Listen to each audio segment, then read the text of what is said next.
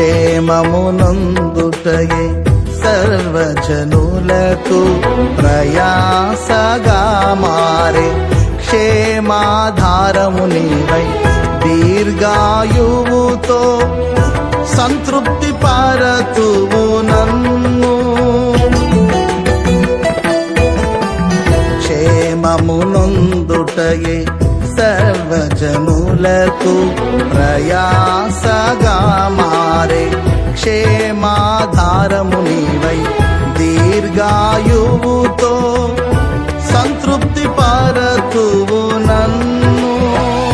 నిత్య నిబంధనగా నీ వాత్సల్యమును చూపితివే, నిత్యమైనని సత్యవాక్యముతో.